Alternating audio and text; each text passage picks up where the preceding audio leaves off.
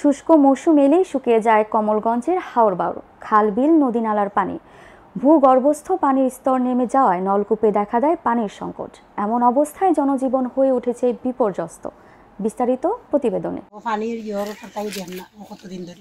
শুষ্ক মৌসুম এলেই মৌলভীবাজারের কমলগঞ্জে বিশুদ্ধ খাবার পানির সংকট দুর্ভোগ বেড়ে যায়। ব্যাপক হারে পানি অপচয়, বুরুদা নাবাদ বেড়ে যায়, খাল, বিল, পুকুর শুকিয়ে ফেলা, অপরিকল্পিতভাবে নলকূপ স্থাপন সহ বিভিন্ন কারণে এই পানির সংকট দেখা দেয়। উপজেলার পতনুসার, মুন্সিবাজার, রহিমপুর সহ কয়েকটি ইউনিয়নে অনেক নলকূপে পানি উঠছে না। ব্যবহারের পানি ও বিশুদ্ধ খাবারের পানির সংকটে দুর্ভোগ বেড়েছে। এতে সাধারণ মানুষের ভোগান্তির শেষ নেই। আমরা কি সমস্যা আছি, আমরা এই টিউবওয়েলের সমস্যা সবার ঘরে ঘরে টিউবওয়েলের সমস্যা হয়ে গেছে। এখন ডিবো পানি বুঝছে নি, ডিবো আমরা এ ভাষা ডিবি একটা আছে, ও ভাষা ডিবি একটা আছে।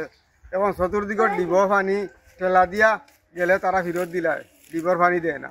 আসলে খুবই দুঃখজনক ব্যাপার, যেটা জল সংকট আমাদের এলাকার ছিল না, কিন্তু এখন এবার পরিস্থিতি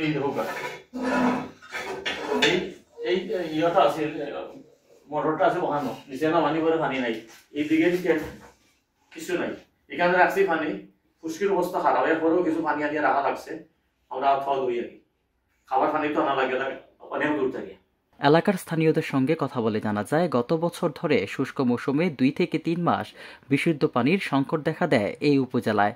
বাধ্য হয়ে পাশের বাড়ি বা দূরবর্তী জায়গা থেকে পানি সংগ্রহ করতে হচ্ছে তাদের। 2 নম্বর পতনসার ইউনিয়নের বিশেষ করে 1, 2, 3, 4 ও 5 এই 5টি ওয়ার্ডের পানির স্তর নিচে নামার কারণে ডিপ টিউবওয়েল 170 ফুট থেকে 200 ফুটের ভিতরে কৃষি ডিপ স্থাপনের কারণে অনেক গৃহতে যে বাড়িঘরে যে টিউবওয়েল আছে, সেই টিউবওয়েলগুলা সেই পানি সরবরাহ পাচ্ছে না।